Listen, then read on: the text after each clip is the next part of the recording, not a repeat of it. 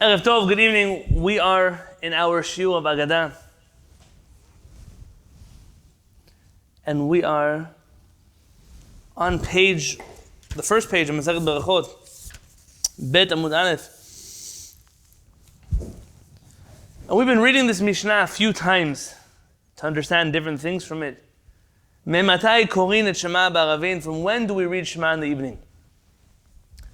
Last week, if you recall, we spent a lot of time on this topic of why the Mishnah begins with the mitzvah of Kriyat Shema. Why do we start with Kriyat Shema? What's the purpose of that? What's so special about the mitzvah? I went through maybe 7 or 8 different answers then. And this brings us to the next part. And I told you already a long time ago in our introductions that part of this shiur and the way in which we study Aggadah is we're going to do our best to accept truth from everyone and everywhere and delve into things and disciplines that normally we don't always delve into.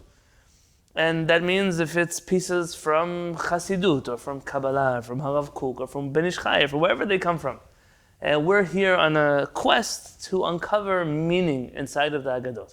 And whether or not these meanings resonate with you, the beauty of Aggadah is that you don't have an obligation to accept anything in Aggadah. If it enriches your life and it makes sense to you, Chazak Baruch, and if not, then not. It's not halacha. That's precisely what it is, it's Aggadah. With that in mind, I wanted to answer a question that I asked you last week.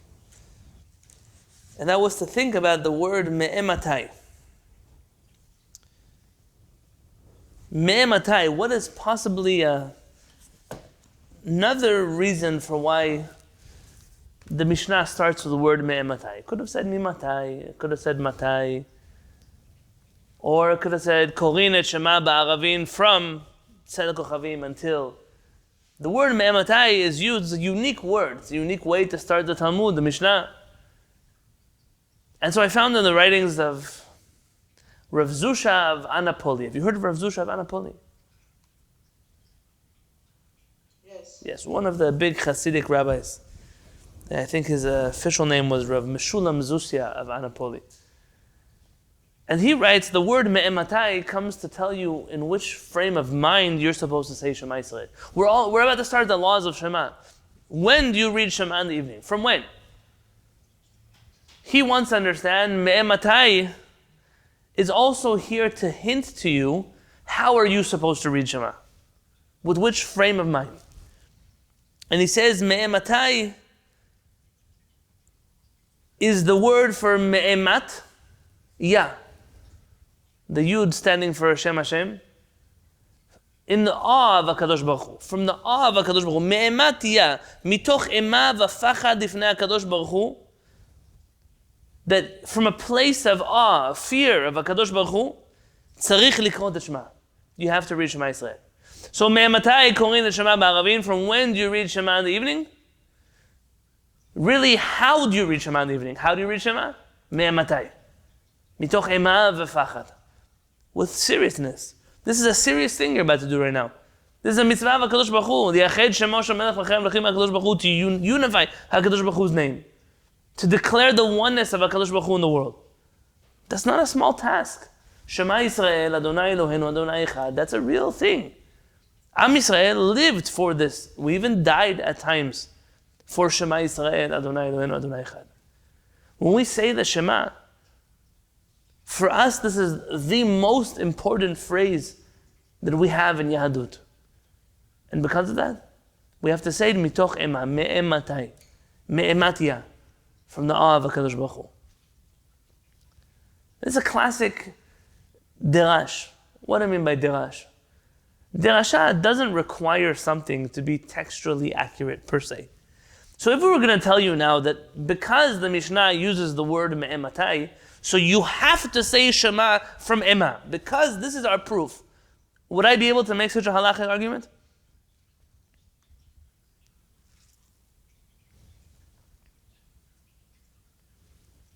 What's the question of the phrase? Could I tell you that you have a halachic obligation to say Shema with Ema, with awe, because the first word of Mishnah, the first word of the first Mishnah of Masechet Berachot is me'ematai, me'ematia. Could I tell you that? No. No, it's not true. Ve'ata. It's not true. Me'ematai doesn't come to tell you a halacha. So in which way is Rav Zusha of Anapoli learning out me'ematai, me'ematia? How can he do such a thing? With which license does he have? Is that the pshat of the sugya? It's not. So where does it come from? It's the realm of a derasha. I think oftentimes we have this attitude that these Hasidic teachings are perversions of what the text actually says. And by the way, they could be. It could be that everything is a perversion of a text. I'm not telling you now a blanket statement that all Hasidic texts are free of problems. But when you come across such a teaching, normally the rabbi who's saying it is not intending to tell you that that's what the verse means. But rather, it's a derasha. A derasha is, I'm giving, the Ramban explains what is a derasha. A derasha is, the Ramban writes, when the bishop goes in the church on Sunday morning and he gives a speech about the Bible, and you like what he says, you like his story, you like the message, you accept it. And if you don't like it, you don't like it. Who cares? It's not oral law from Har Sinai. This is an idea. We use the text as a springboard to take us somewhere. Derasha is probably what most of the rabbis you've heard of are using. And sometimes it feels that it's not accurate. But so long as the derasha doesn't come, chas v'shalom, to pervert something in the Torah, it doesn't come to destroy a halacha, it doesn't come to uproot the meaning of a text, that's where this comes from. By the way, Rav Zusha of Anapoli, the Hasidim didn't invent this concept of using words, plays on words. You find all over the Talmud. All over the Talmud. You say it every day.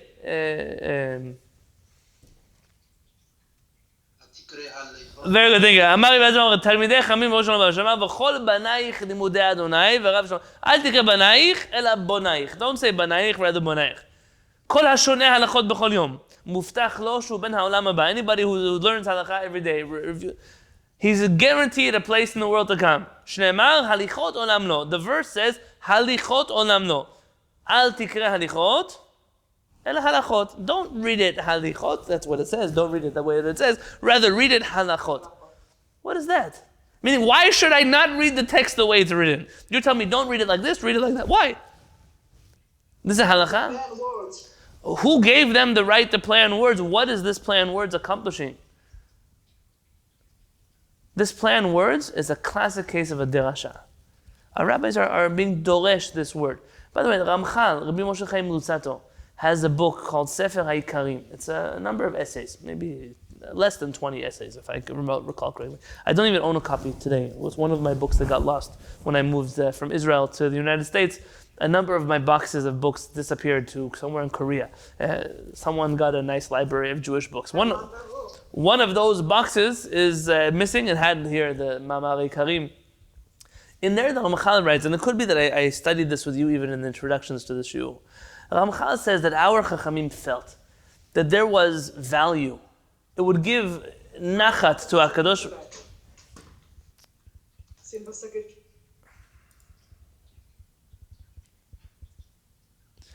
It would give nachat to HaKadosh Baruch Hu to connect the oral law and the written law. Our rabbis received an oral tradition, and they know the oral tradition. The oral tradition is not dependent upon a written tradition. But if they could show you that there's some connection between the oral law and the written law, then that's what HaKadosh Baruch Hu wants them to do. So they know that anyone who studies halakha merits to a place in the world to come. And they're trying to show you where can you find this idea alluded to in the actual written Torah. Here you can find it. Al tikre halichot, ela halachot. It's only there. May this less a derasha, even it's a remez, it's more of a hint. It's just there to show you that the ideas are connected. You can find ideas of the oral law alluded to in the written law. I once saw, if I'm anyways talking to you about Chassidut, I once saw that Rabbi Nachman of Breslov was asked if all of the things that different rabbis are doresh, they say them, the pasuk, when Moshe Rabbeinu or the rabbis of the Talmud were writing these sentences, when Rabbi Yehuda Nasi wrote the word me'ematai, did he know that Rabbi Zusha of Anapoli was going to come and turn it into me'ematai? Was that it? Did he know that? And he said, of course he didn't know that. But HaKadosh Baruch Hu inspired these men to write words that allowed for people later on in history to add meaning to them. They were great enough that their words allowed for space in which to develop such ideas. And that's where a person like Rav Zusha of Anapoli comes to this derasha, me'ematai, me'ematia. So how do you approach Kriyat Shema? With awe of Hashem. It's not something you say lightly. In fact, there are halachot connected to this. Halachot that you should say Kriyat Shema out loud. Halachot that say that, if you recall later on in Masechet Berachot, positions of laying in your bed in which you're not allowed to say Kriyat Shema. Anybody remember? On your back. Very good. You can't lay on your back and say Kriyat Shema. What are you? It's an arrogant thing to do. So they mentioned one chacham. One of the rabbis, he would lay on his back. And they say, why did he lay on his back? Rabbi Yosef, you remember the answer? Can't remember it now. You remember, Baruch? Remember, if you're ill and that's the only way you can say it. Okay, so maybe he someone who's ill and can't move. Okay, that's similar. They said he was also unable to move because he was so large that he had a hard time turning over onto his side to say Kriyat Shema. That was one of the answers the Chachamim gave over there. So obviously there are exceptions to this rule. Somebody said, it's a rude joke, but somebody once said that when you've eaten too much food on Yom Tov is when you turn over and then your stomach follows you 2 minutes later. It's a problem that exists, and here this rabbi clearly had that problem, but you don't learn a halakha from there. Rather, the halakha says that you should have the proper frame of mind when you pray to HaKadosh Baruch Hu, especially when you read something biblical like Kriyat Shema. And because of that, we come to this idea that it's alluded to already in the first word of the Mishnah. Yes. With derasha, usually derasha is based off of a pasuk from a written source. Here, derasha is based off of a word from the oral text. From an oral text. Is there a mechanism of how that works, or is that just is it a little looser when it comes to Aggadah? That's a good question. So Rabbi Yosef brings up a very good point. That is derasha. When we use the word traditionally, classically, as a derasha is a rabbinic. Give me English word for derasha. Homiletical? Yeah, homiletical. The rabbis are expounding on a verse. They're sharing an idea on a verse, a written verse in the Tanakh. Whereas here, this is a derasha that's on a rabbinic text, which is oral already. So obviously, I'm borrowing the term derasha for here. It's a borrowed type of derasha. That's a very good point. And yes, I think the mechanism is that much looser because in origin these words are not divine. So there's that much more leeway to do things with the text that otherwise you couldn't. And we're going to see now a different variation of that as well. There's a piece on the word terumatan, when the Kohanim come to enter to eat their terumah, written by the Gaon of Vilna. There's a book called Biurei Aggadot, commentary on the Aggadah of the Gaon of Vilna. And on that Biurei Aggadot, which is very cryptic, like most of the things, whenever someone says, the Vilna Gaon said X, Y, or Z, anybody who can understand what the Vilna Gaon said, I give him a trophy. Because anytime I look at what the Gaon of Vilna said, it doesn't say anything. And most of the time, I'm saying this respectfully, most of the time the Gaon of Vilna wrote just in shorthand, meaning he would say, he would say, this, look at the Gemara Yerushalmi here, look at the Talmud Psachim over there, look at this, look at that, and that's all he says.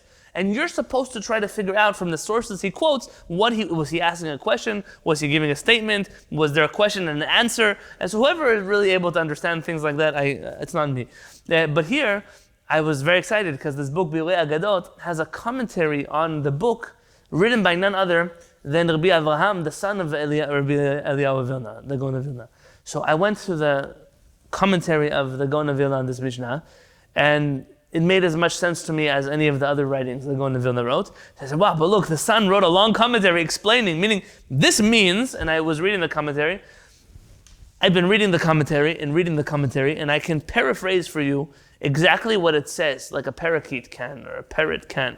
But I don't actually understand anything it says. So in my notes I wrote, the Gaon of Vilna has a Kabbalistic explanation for why the word terumatan is used, but I don't understand anything of it. You're more than welcome to look it up for yourself. He goes off this word, terumat nun. That terumatan is the terumah of 50. And 50 corresponds to the 49 gates of Tumah minus 1.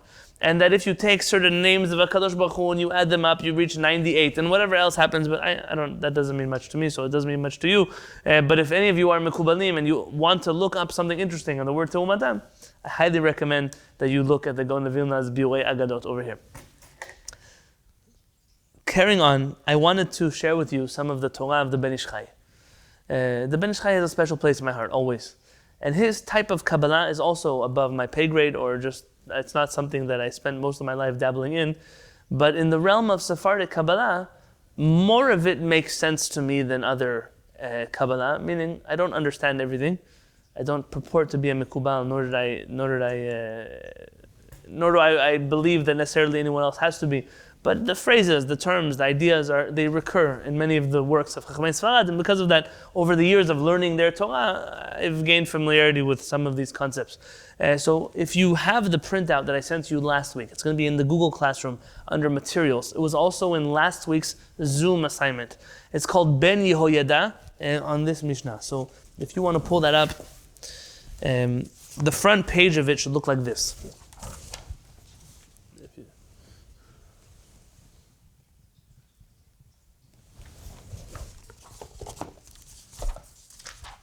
And we're going to be reading it inside, so you're going to want to have it in front of you.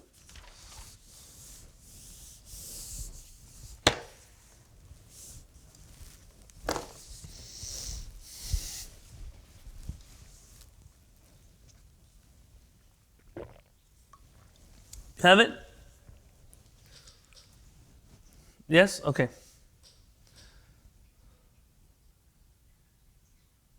If you don't find it in the material section if you go to Google Classroom, you click on classwork, it should be there in the material section. But if not, you're going to find it attached to last week's Zoom link. So go to the main feed in the classroom. Yeah, Ben Yehoyada. Very good, that book. Okay, wonderful. You can go to the main feed and you'll find it. If you scroll down the main feed, look for last week's Zoom invitation. Click there, you'll find it at the bottom. There's an attachment over there, and that's this Ben Yehoyada. The Ben Ish Chai after last time. Okay, here let's read a little bit. The second paragraph on this page. In my notes, I didn't have a chance to write this down, so I'll have to elaborate on it a different time.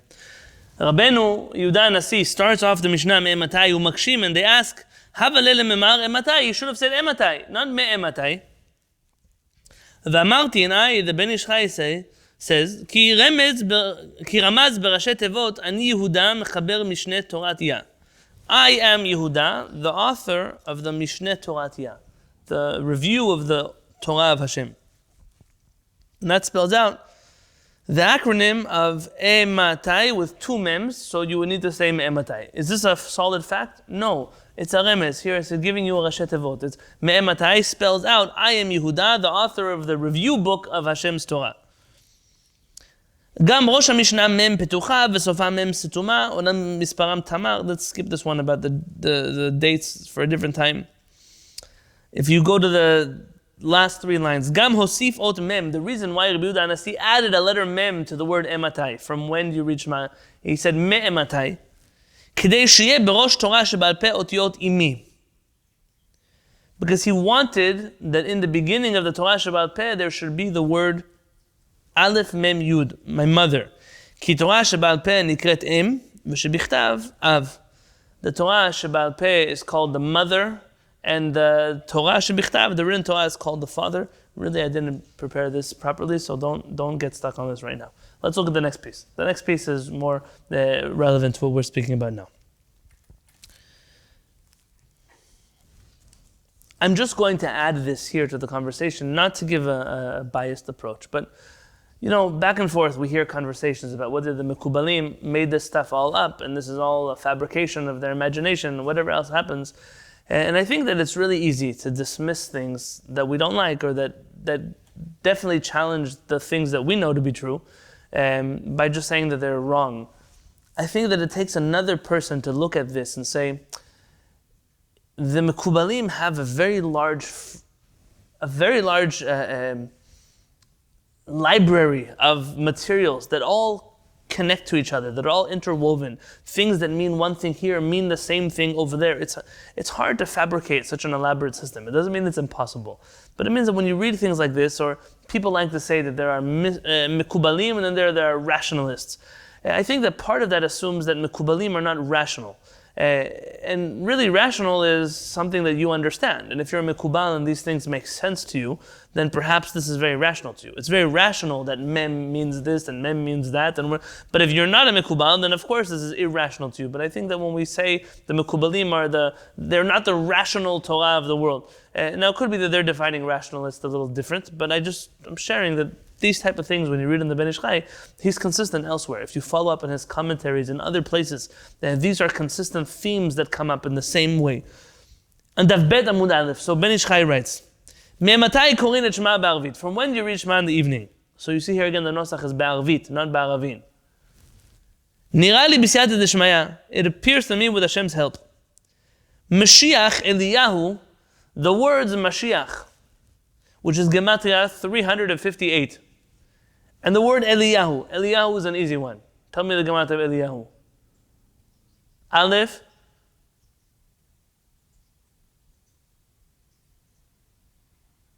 What's the Gematria of Aleph?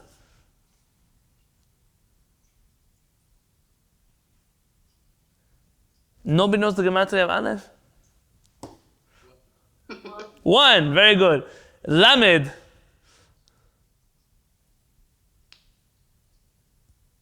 30. Rabbi Yosef, just keep your microphone on unmuted. That way you'll answer. Yud is 10, Hey is 5, Vav is 6, the Gematria is 52. If you add Eliyahu and Mashiach together, you come out to the number 410. 410 is the same numerical value as Shema. So Mashiach and Eliyahu come to do with Shema. Now remember, I told you already last week to start thinking about this Mishnah differently than what it actually says. To think of the theme of Erev. Erev, in almost every spiritual part of our tradition, nighttime always corresponds to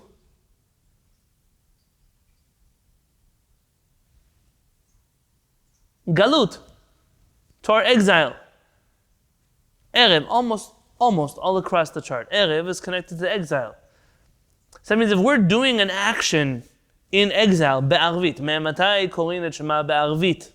So we're doing something in exile. What are we doing in exile? We're reading Shema. Shema must be some tool to unlocking the redemption of Am Yisrael.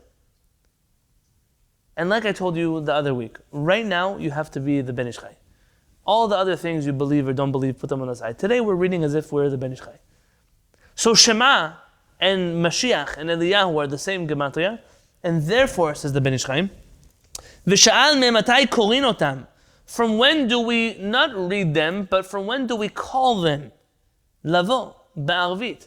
From when do we call? At which point can we say, Mashiach, Eliyahu, come. Come, it's time for you to come. Ba'arvit, while we're in exile. Hu elef hashishi, that's the 6,000th year, hanikra et erev, which is called the time of the evening. Meaning, at which point can we call out to Mashiach, come, it's time for you, Eliyahu Navi, to come. It's the end of our exile. V'amar, and he answers, what's the answer to that question? Misha'a she'kohanim, from when the Kohanim enter to eat their terumah. Who are Kohanim? Hem talmidei chachamim shnikra'im Kohanim. These are the Torah scholars. Torah scholars which are called Kohanim. Nichnasim levatei midrashot lechol betrumatan. When the Kohanim, who are the Torah scholars, enter the Bet Midrash to eat their terumah, what is the terumah of a Torah scholar? Trumatan is Torah Sheba'al Peh, the oral law. Why not the written law? Why is the oral law their food? Why not the written law? There must be a reason for that. And the answer cannot be that, because in yeshiva they don't teach Tanakh. That's not a good answer. Because here we're not talking about those kind of Talmidei Chachamim. Rather, shenikret al shemam, because our rabbis already taught us in the Talmud that the oral law is their Torah. Like our rabbis say about the pasuk in Tehillim. This is in the first chapter of Tehillim. The first chapter of Tehillim is one of my favorite chapters of Tehillim. Halavai on us that we should live up to even the first few sentences of the first chapter of Tehillim. Ki im betorat Adonai chefzo uvtorato yehege yomam v'layla. Because the Torah of Hashem was his desire. And in his Torah he spent day and night, he toiled day and night. What does that have to do with Talmidei Chachamim? and the oral law. So if you look over here, I wrote it down for you, the Gemara. If you look at Masechet Kiddushin, the Gemara is dealing with the question, so if you want to find it yourself, it's Kiddushin, Lamed Bet Amud Bet, page 32b. The Gemara is dealing with the question of, can a Torah scholar forego his honor? Can a Talmid Chacham say, don't respect me, you don't have to stand up for me, you don't have to, do I have the right to forego my honor as Talmid Chacham? That's what the Gemara is dealing with. And the Gemara mentions this verse and says, yes, he does. Yes, he does. But you say the Torah belongs to HaKadosh Baruch Hu? No, the Torah belongs to a Torah scholar. How do you know that, says the Gemara? Hacha Torah dilehi, is the Torah his Torah? Amar Rava, says Rava, yes it is. Torah dilehi, it's his Torah. Dichtiv, because it says, UveTorato yehege yomam v'layla. In his Torah, meaning the Talmid Chacham's Torah, he's learning all day and all night. Says Rashi, what is going on here? Says Rashi, Betchila hi nikret Torat Hashem. Originally, the Torah is the Torah of Hashem. What does it say? Ki'im betorat Adonai chefzo. That's what the verse says, right? The Torah of Hashem is his desire. And then what happens? Uvetorato yehege yomam v'layla. Once I begin to engage with the Torah, once I begin to learn the Torah, says Rashi, from the moment where you begin to learn the Torah, you know the Torah, it becomes your Torah. And that's why the verse says first, Torat Hashem, and then it says Torato. Because the Torah only belongs to Hashem when you leave it on the shelf. But once you become engaged with the Torah, all the Torah that you study becomes your Torah.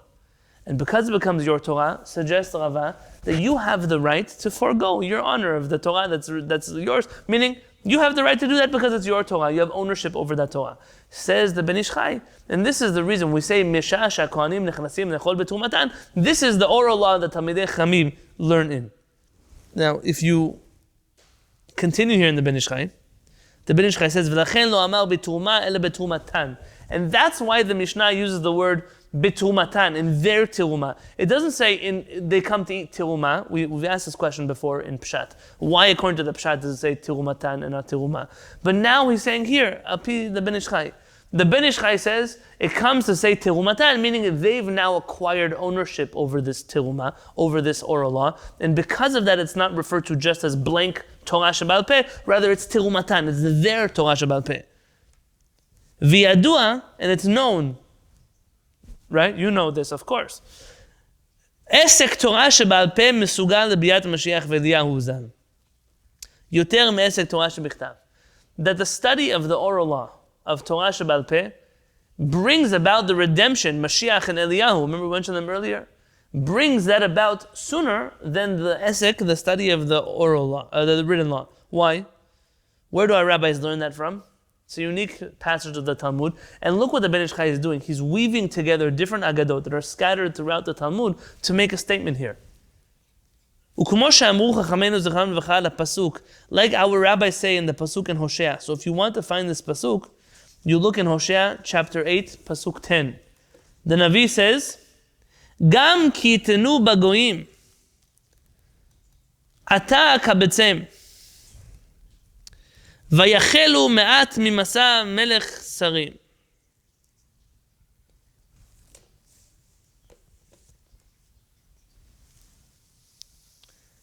You have a Tanakh in front of you? Melech v'sarim or melech sarim? Did I forget to write down above? Anyone have Hosea in front of you?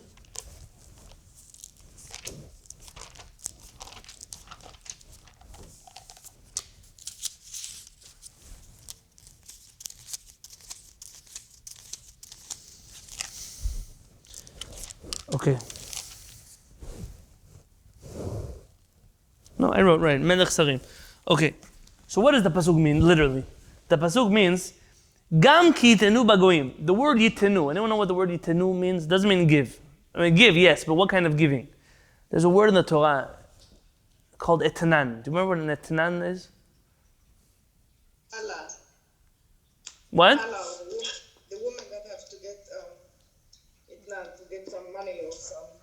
So when someone pays a prostitute, that's called etnan zona, the giving of this retribution to. So what are the Jews doing with etnan? If you look in the commentaries here, they're explaining to the Jewish people, even if the Jewish people are in galut and they're busy trying to give gifts to all the nations of the world, that they should love them, like what the Jews do today. The Jews miskanim, they look so pathetic. They're groveling at the feet of every nation that will just look in their direction. It's a very scary thing for me to watch Am Yisrael and how pathetic they look in front of the rest of the world. Nobody else runs around begging for people to accept them and want them and love them. Only Am Yisrael waste their time in such things. So even if the Jews, Gam kidu bagoim, ata kabetzem, I will gather them. Vayechelu me'at mimasa melech sarim. And the Navi tells us they will begin to decrease because of the burden of kings and ministers over them. The non-Jewish oppression will destroy the Jewish people because they'll be subject to the law of these people, to the rule of these people. The Gemara understands this verse in the Dirasha completely different than what it says right here. What does the Gemara say? I wrote it down here. The Gemara in Bava Batra writes the following words. Amar Ula. Ula says, Pasuk ze b'lshon aramit ne'emar. This pasuk is written in Aramaic, not in Hebrew. Meaning, don't read this pasuk in Hebrew, read this pasuk in Aramaic. What is the word gam ki yitnu bagoyim? Yitnu doesn't mean to give gifts of bribes to the non-Jews. Rather, nema itanu kulhu ata kabetzem. If the Jewish people tanu, if they learn the whole Mishnah, then ata kabetzem, I will gather them from the exiles right now. Vim me'at mehem, and if a few of them, not if they now become few because of oppression. If a few of them study, what will happen to them? Yachelu mimasa melech v'sarim. Then they will be able to overcome even the oppression of kings and officers, ministers that overrule them. Our Chachamim tell us in Masechet Bava Batra that the study of the Mishnah, the study of the oral law, gives the Jewish people power. It gives them strength. It gives them the key to the redemption more than the written law does for them. Based on this dirasha, and by the way, if you want to look at a fascinating piece, if you want to continue this line of thought that I can't do today, there's a book written by the Chida, Rabbi Chaim Yosef David Azulai. The Chida wrote a book. It's called Chomat Anach. Chomat Anach. You familiar with this book? Anyone have this book? No. You know what Chomat Anach means, literally?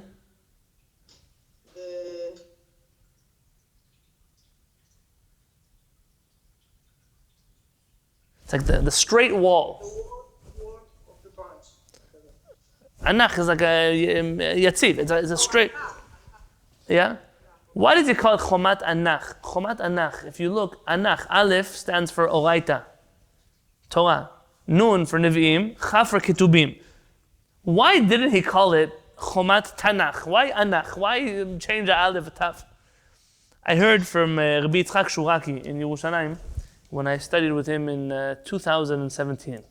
He shared something beautiful. He said, if you look where the Chida printed this book, this is the only book of the Chida that he printed in the city of Pisa. All of his other books are printed in different places, Livorno, other places, but here he printed it in Pisa. And he says here, he was almost mocking the Leaning Tower of Pisa. Here is the Leaning Tower, and his book of the Torah is the straight up wall. It's a Sephardic pun of the greatest fashion. The Chida names his book Chomat on the upright wall because of the Leaning Tower of Pisa. So it was almost funny. You find the book Chomat Anach, the straight wall, printed in Pisa with the Leaning Tower. That was where the Chida gets us from. That's what Rabbi Yitzchak Shuraki shared with me. If you want to look on this pasuk in Hosea, Chomat Anach over there, Chida goes on a long tangent discussing this concept of learning oral law and bringing about the redemption. I can't take that tangent with you right now, but I'm intentionally sending you other places. And if you have the Hebrew skills to be able to look up those sources, they'll enlighten whatever it is. They'll help you understand deeper the things that we're studying together right now. So the Ben Ish Chai continues. Yitnu lashon matnitin. So the study of the Mishnah brings about the redemption. And that's why we started this whole Mishnah with Me'ematai korin et shema ba'aravin. Shema is the gematria of Mashiach and Eliyahu. Mashiach and Eliyahu, when will they come? When the Kohanim go study, eat their Tilma. When the Kohanim eat their Tilma, that means when the Torah scholars go study the oral law. What happens when the Torah scholars study the oral law? That is when Mashiach and Eliyahu will come, as our Chachamim taught us, that if we study the Mishnah, Ata Kabitzem, now HaKadosh Baruch Hu will gather us from among the exiles. And this is the remez. This is what's alluded to inside of this first Mishnah inside of Masechet Berachot. What do you think?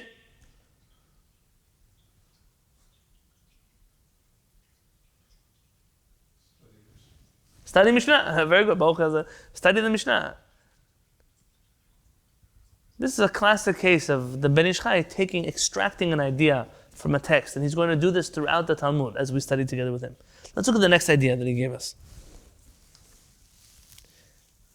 And I think we might only have time for this much tonight.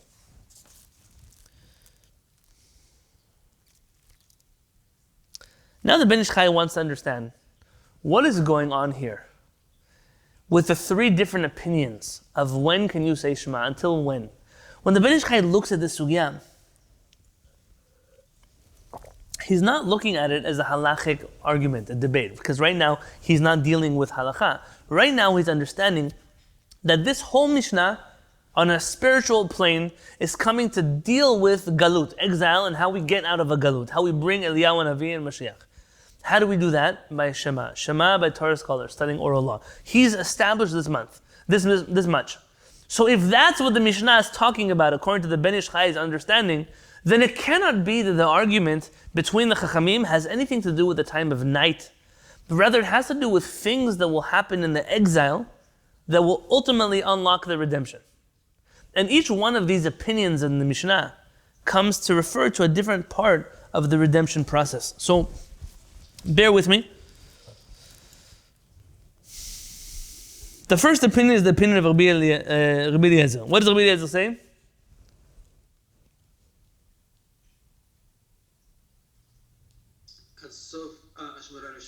Ad Sof Hashma Rishona. By the way, last week I told you to look up the relationship between Rabbi Eliezer and Rabban Gamliel. What did you find out?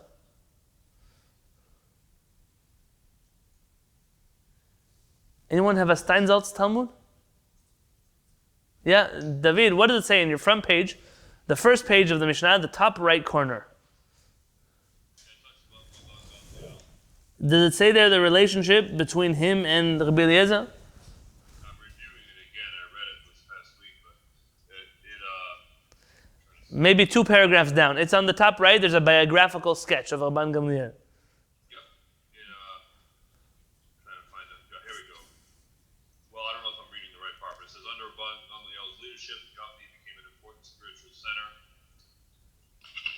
The greatest of the sages gathered around him, including Rabbi Eliezer, Rabban Gamliel's brother-in-law. Oh, very good.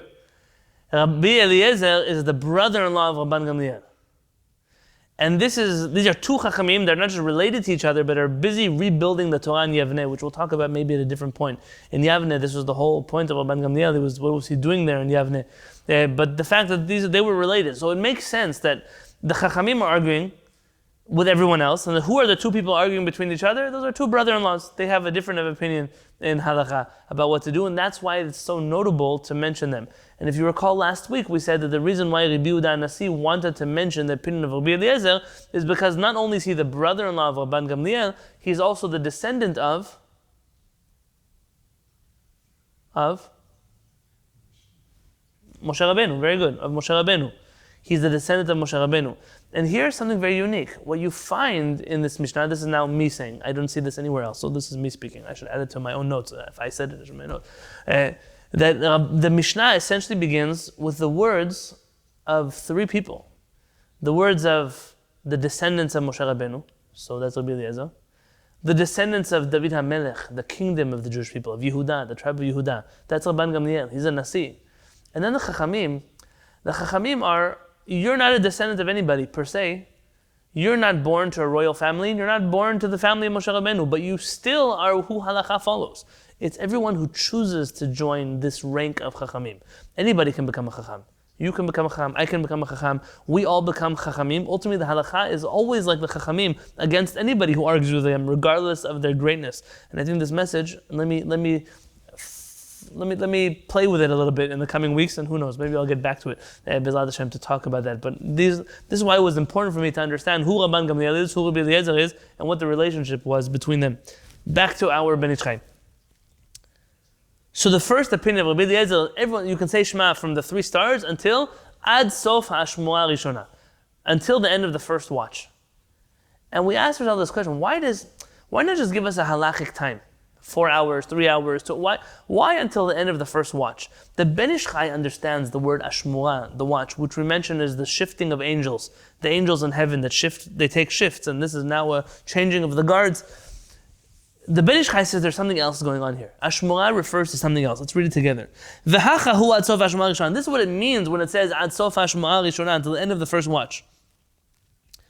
Remez lemitzvah rishona shebatorah. It alludes to the first mitzvah in the Torah. What's the first mitzvah in the Torah? Very good. Shi mitzvat pirya urvia. It's the mitzvah of pru urvu, be fruitful and multiply. What on earth does the first watch have to do with being fruitful and multiplying? Hamesugelet lebiat HaMashiach. Because being fruitful and multiplying, having children, brings about the redemption. It brings about the Geulah. Says who? Shamur Rabotenu Zal. Our rabbis say in Masechet Yevamot, En Ben David ba. Ben David. Who's Ben David? Mashiach. He does not come until when? Ad shichlu neshamot shebaguf. Shichalu. Until the neshamot, all of the souls that are in the body will come out, Mashiach will not come. What does that mean? Rashi here. I wrote down Rashi. If you want to see something beautiful, how the Ben Ish Chai interconnects, look at the Ben Ish Chai not here in Berachot. Look at the Ben Yehoyada in Masechet, according to Yevamot. Look at the Ben Ish Chai in Masechet Yevamot. If you don't have the Ben Ish Chai in Yevamot, you could just click on this pasuk in Sefaria, on this verse in Sefaria, and it will take you to the Ben Yehoyada. They have the whole text of the Ben Yehoyada over there. Rashi writes guf. What does it mean until all the souls leave the body, the guf? Pargod shechotzetz ben shechinah malachim. This is some type of curtain, barrier, that divides between the Shekhinah and the angels. V'sham ruchot unshamot netunot shenivru mishesh yemei bereshit. That is the place where all of the souls that were created from the 6 days of creation hang out. In this middle area, but no man's land, between the Shekhinah and the angels. Ha'atidot lihinaten begufim ha'atidot heibarot. And they ultimately will be born into bodies that have not yet been created. So says Rashi, what does it mean? That there are all these souls that are waiting in limbo, and until these souls are born, the Geulah can't come. And the Jewish people who involve themselves in Peru Uvu are unlocking these neshamot from coming down and bringing them into the world. And it's interesting, if you want to look, the continuation of the Gemara says that those who don't involve themselves in Priya Uviyah are as if they're murdering people. And the Ben Ish Chai deals with the word murder there, dam, blood, and it has to do with what happens when you take away neshamot. I'm not sticking my head in that, not anywhere near that. But the Ben Ish Chai does talk about this over there. So there have to be souls that are born in order for the redemption to come. So what does the Ben Ish Chai say now? Back in the Ben Ish Chai. 4 lines down in that paragraph. והמצוות נקראים משמרת. And the mitzvot are called a mishmeret.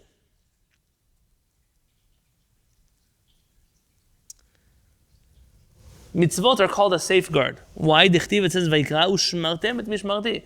This is the famous where the rabbis have the permission to do what? What do the rabbis learn from this pasuk? Very good. They have the permission to make fences and safeguards on HaKadosh Baruch Hu. Make a fence for my Torah. This is really where this comes from. Gam hem shomrim et Yisrael. They also not just protect, you don't just protect the Torah, but the mitzvot protect the Jewish people. Kemo shamur Rabotenu Zal, like our rabbis tell us in Masechet Shabbat on page 130. The Gemara says something beautiful. I wrote down the actual language of the Gemara, not the paraphrasing of the Ben Ish Chai. The Gemara says, מה יונה זו כנפיה מגינות עליה, that just like this dove, there's a whole story there about Elisha, the prophet, and you can look over there what the Gemara is talking about.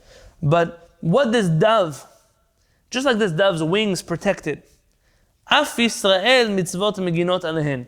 So too the Jewish people, their wings, meaning their mitzvot, protect them. What is the difference between a dove and any other bird in terms of its wings? Meaning all birds, how do birds protect themselves with their wings?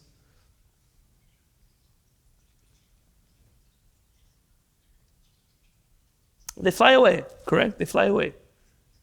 Yes? Rashi here says something beautiful. He says, "Eina nilchemet b'chartumeha ela b'knafeha." She doesn't, the dove, what does she do? She doesn't fight off people with her beak. She doesn't use her beak. I have birds at home. And those birds, if you get them in the wrong mood and you put your hand too close to their face, you better believe that their beak and your hand are going to be very good friends with each other. They bite hard. The dove doesn't bite. The dove, it fights away with its wings. It's a unique bird. And I don't know, I don't have doves, so I can't tell you if it's accurate or not. But the understanding is that the doves use its wings to protect itself, not its beak. And the Jewish people, we use our mitzvot. Our mitzvot are what protect over us. And therefore, says the Ben Ish Chai, that these mitzvot protect us. So the mitzvah of Puru Uvu is a mishmeret. Yeah, the mitzvah of being fruitful, multiplying is our protection. And not only does it protect us, but it also brings about our redemption. V'amar, and it says, ad sof, until the end of this mitzvah. What do you mean until the end of the mitzvah of being fruitful and multiply? Anyone familiar with the halachot? How many children do you need to have in order to fulfill the mitzvah of being fruitful and multiply?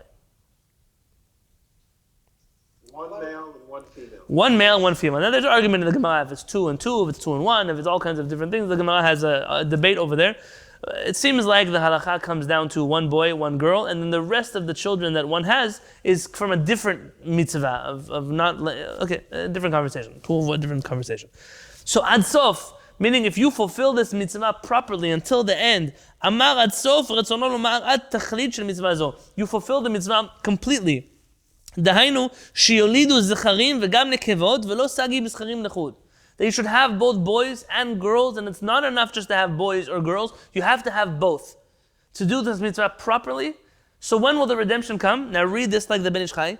Rabbi Eliezer says the redemption will come when the Jewish people remove all of the souls from heaven and put them in bodies into this world. And how will that happen? Through the mitzvah of Puru Uvu. That's the first mitzvah in the Torah.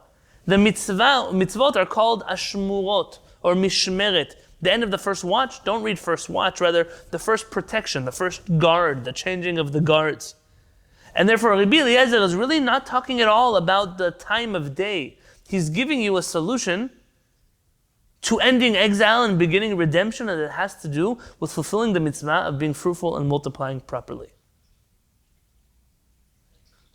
Chavah, you didn't fall out of your chairs. This is exactly how Aggadah is studied. Exactly like this. I have a question. Oh, go ahead. No, that's all right. This is kind of like having all your eggs in one basket, or having all the guests at a chatanah in the same room. And it also brings up questions of Gilgulim, because if people are always dying and going off to the next world, how do you get everybody back here in the room to bring the era of Mashiach? Okay, so let's say that now, Zev, you have, I don't have security clearance for this, but what what I will say, and if Arav Peretz heard me talking about this, he'd smack me in the face. For real, it would. But I'll tell you what my thoughts on this, and my thoughts are just thoughts, and that is that it's the giving of birth of these neshamot, not the maintaining them on this earth. It's this process. Now, in the concept of Gilgulim, that's a really good question. I'm not an expert in Gilgulim either. What I can say is, from what I've heard from those who like to talk all day long about Gilgulim, is that they mention that there's no such thing as new souls. All souls are recycled souls. If that's the case, then according to this Talmudic teaching, the redemption should already be here. Yes? Because if there's nothing else waiting up there, then what are we waiting for? And so I don't know what to tell you. Maybe there's one neshama left in limbo, keeping the Mekubalim happy while keeping the Talmud happy. I don't know the answer to that question, but I'm certain, that if you would look up the books that debated the concept of Gilgul, and believe me, there are many books that debated this concept very, very harshly. I'm sure that this must be something that comes up in the conversation. Must be. Maybe the Aggadah holds like the Chachamim, and it's not like Rabbi Eliezer. Maybe, very, very good. You could even say that this is according to Rabbi Eliezer, and according to Chachamim, it's different. Thank you, Rabbi Yosef, see, Talmidei Chachamim, marbim shalom ba'olam. The Torah scholars, they make peace on earth. Let's do... Reuven had a question too, right? Reuven, you had a question? Or David, one of you. Well, I had a comment, but Yes. I don't want to distract you. I'm not going to be distracted. Ask. Okay. Well, just kind of building a little bit on Zev's comment, in kind of an offhand way, that I was thinking as you were teaching that, not to be heretical here, but it seems that whereas we would normally think of the Aggadah as fleshing out the halakha, it seems to me that the halakha is really the skeleton of the Aggadah. It's like the concepts are really the driving force, and the halakha is what solidifies it. Right, so that's actually a nice point. And if you recall, we discussed this in the introduction of Rabbi Chaim David Halevy. So if you weren't there for those classes, look back in our playlist, and you'll see that there's a number of classes where we address the relationship between halakha and Aggadah. Rabbi Chaim David Halevy is adamant that these two disciplines cannot be studied as a cause and effect of each other. It can't be that from Aggadah is born halakha. It can't be. And he mentions that as much as you could study them side by side and maybe complement each other with them, that we wouldn't say that a halakha came out of an Aggadic concept. And I think that still what you're saying is true, meaning studying halakha on its own without the thought process of our rabbis that were teaching the same in the same laws of Kriyat Shema, they're clearly teaching you other messages too, that if you're only picking up on what you have to do in terms of dry textual details and not on anything else, then you've missed much of the message. And that's why the Rambam refers to this as it's a locked book. This is to extract these ideas. They're written in code. Nobody on their own would be able to come up with this kind of thing. And this is, and even if the Ben Ish Chai, this is not the right way to read it. There's another way to read it. Let's pretend. But even the ability to read it this way requires a tremendous amount, not just of knowledge, broad knowledge, but of the ability to then bring it back together and fit it into the words as they're being said here. And that's what Aggadah does. Aggadah would complement halakha, and I think that you're correct in saying that. Oh, thank you. I'll start reviewing that. I just began to actually, so I don't think I'll get that. Of course. And it's Baruch Hashem. So let's just finish the Mishnah. I want to finish this part of the Ben Ish Chai for today. And next week we'll do a few other pieces. But the three Geulah concepts. So we have Erev, we have Shema, we have Mashiach and Eliyahu. We've now dealt with Rabbi Eliezer's opinion of you say Shema Yisrael until when? Until the end of the first mitzvah being completed. So the end of the first Ashmoret mitzvah being completed, which is to have children, both male and female. The Ben Ish Chai has a beautiful piece in which he harshly critiques those people, criticizes more correctly, those people who are upset at having daughters and not sons. Especially in the Middle East, there's this attitude of, and by the way, don't think that in Europe it wasn't like that either. You want a king, you want a prince, you want to make sure someone takes over the family business in a world where women didn't work. Sons had a certain type of snob factor to them. The Ben Ish Chai used to mock people like this. And he said, one of the things the Ben Ish Chai writes is, when anyone who's had children and those children grew up and knows who abandons them first are their sons, they always run after their daughters. And only the daughters, they come back and take care of the parents. And only a person who's looking to invest in a short-term investment would invest in sons and realize that a daughter is that much greater. But he also, he struggled with the fact that people made Shalom Bayit issues out of this. The Pele Yoetz discussed this too. Men who would hear that their wives gave birth to a woman and to a daughter and they didn't want to come home anymore. They were upset. And Mishna, what are you, fools? First off, everybody is necessary. You need all the people in the world. But what do you think? Your wife went to the grocery store and she picked up one child and not the other? Like, what do you think happened over there? Why are you fighting with her about such things? They're good things. Here the Ben Ish Chai is telling you there's even a Mashiach concept here. Even if you wanted to just have boys or just have girls, you have to have both. The world needs both. Both of these complement each other to bring about the redemption. I think much of what we're seeing in the world, we've lived in a world already for many, many, many centuries where men were the world. The world, everything, in the things that you read about and hear about, I don't want to borrow modern terms. So there are modern terms that are used in political context. I don't want to use them. But the abuse of women by men is very real. It was very real and it still is very real. The answer back to that is not then the abuse of men by women. That's just throwing the balance in a different direction. So we're going to have a different problem spiritually too. I'm not talking here socially and politically. I'm talking about a balance that we're going to lose in the realm of Torah mitzvot also. The Chachamim always view this as something that has to happen in tandem. There have to be two. There has to be both male and female. These are necessary elements that exist in the world. And there's no war between them. These are elements that they both need each other and they complement each other in ways that only the creator of the world could have thought up of how beautiful they work out. So the opinion of Chachamim. V'Chachamim omerim ad chatzot. Our rabbis say until midnight. What does chatzot mean? Ramzu al mem shel lemarbe. Here, let's find here. If you want to look in the book of, look in Yeshayahu, chapter 9:6.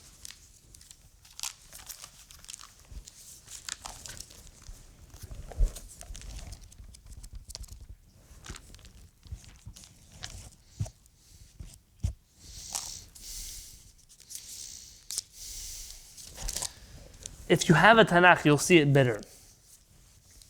It says, "Lemarbe hamisra ulshalom en ketz al kiseh David ועל ממלכתו להכין אותה ולסעדה במשפט ובצדקה מעתה ועד עולם קנאת אדוני צבאות תעשה זאת." The Ashkenazim read this on the Haftarah Vito on Shabbat. They read this here. This pasuk means in English, upon the one with the greatness and dominion and the boundless peace that will prevail on the throne of David on his kingdom, to establish it and sustain it through justice and righteousness from now to eternity, the zealousness of Hashem, master of legions, will accomplish this. So here we're talking about the redemption. This pasuk is directly connected to the redemption, to the house of David being restored, to the Jewish people seeing the salvation of HaKadosh Baruch Hu. If you look in the Navi, there's a tradition here to write the word lemarbe hamisra, to write it with a final mem in the middle of the word. So instead of writing lemarbe, lamed, mem, resh, bet, hey, it's a lamed, mem sofit, final mem, resh, bet, hey. And it's a random place to put a final letter inside of we don't have a final letter comes at the end of a word. So rather what happens here, the Ben Ish Chai says that there's a Kabbalistic concept. The mem, lemarbe hamisra, she's stuma. We don't call it a final mem in Talmudic Hebrew. We call it a closed mem and an open mem. This closed mem, what does a closed mem look like? It's a square. Yeah? It's a square. What happens to it? Vatid HaKadosh Baruch Hu lechalka lechatzain. Eventually HaKadosh Baruch Hu will split this mem into two halves.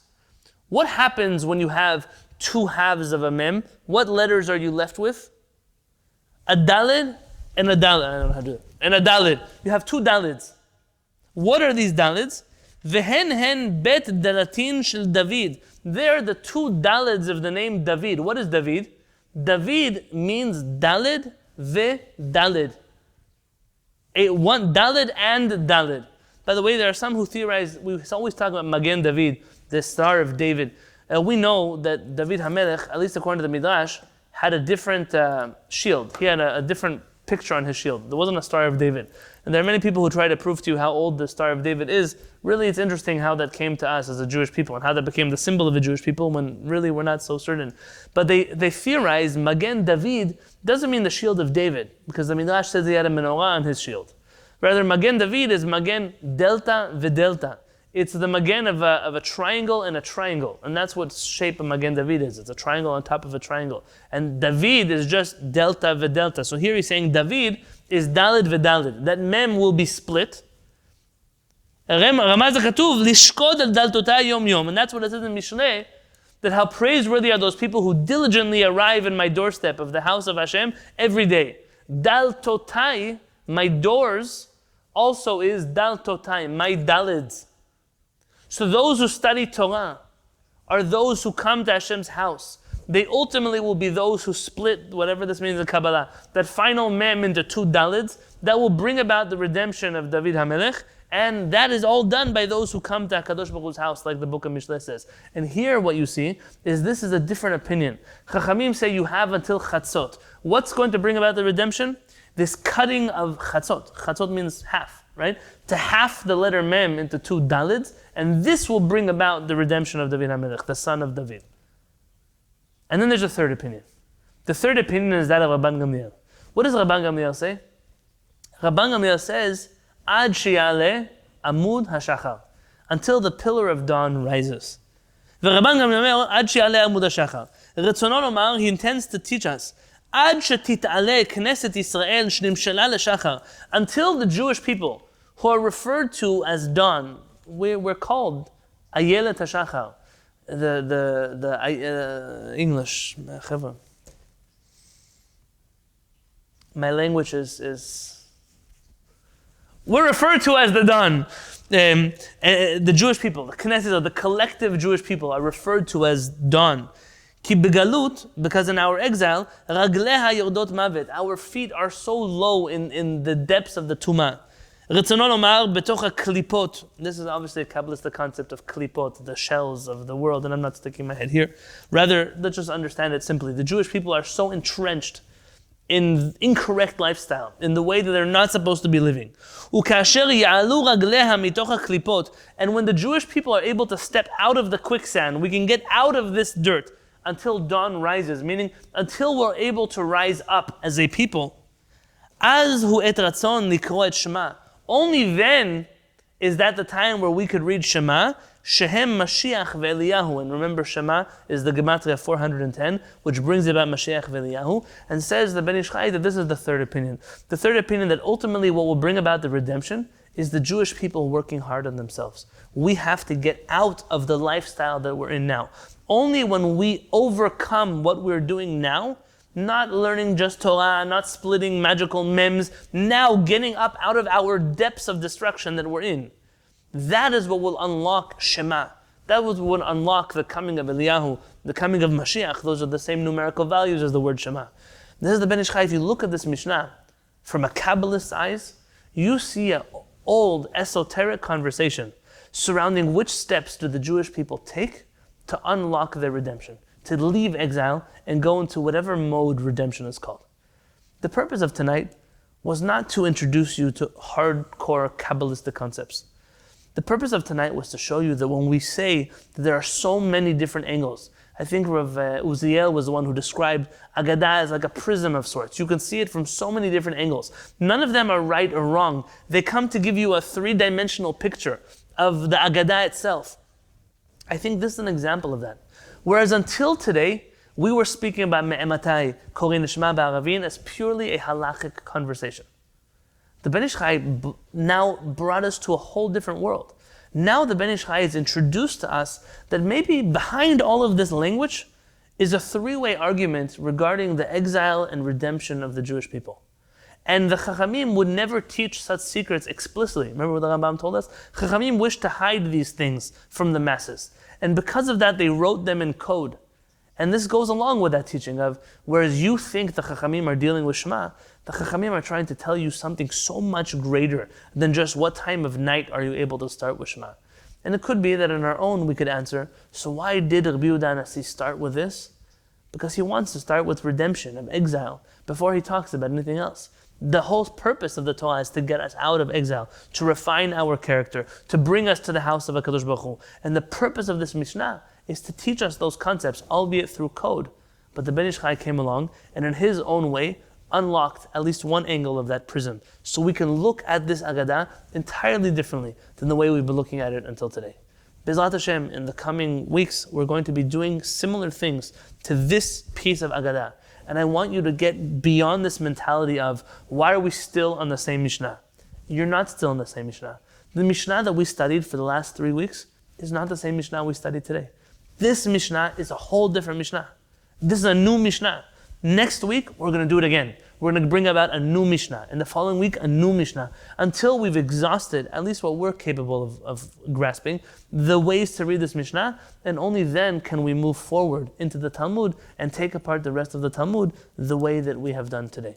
And I want to just thank you for being with me on this journey. When we started this journey so many weeks ago, I really felt this is, I told you then, it's uncharted territories. There's no book that guides me through Aggadot. There's no one place. My table is right now covered only in books of Aggadah. Normally it's covered in halachic books. This time in books of Aggadah. Because to get tonight's shi'ur, to pull in all these pieces and all these gemarot, to even understand what the Ben Ish Chai is talking about, it's blazing a trail. These are not trails that people have paved down the way for us. It's not halakha where we know where to go. And you being here and being patient with me and learning with me and thinking these things through with me, the follow-up emails and messages I get from you about these topics, those are what make this shi'ur what it is. And I'm grateful for all of you for really knowing what we're studying. You know the Mishnah well. I feel it, I hear it, I know it. And B'ezrat Hashem, I look forward to learning with you in this time, in this place, next week. God willing. Erev Shabbat Leila Tov, and a Shabbat Shalom when it comes.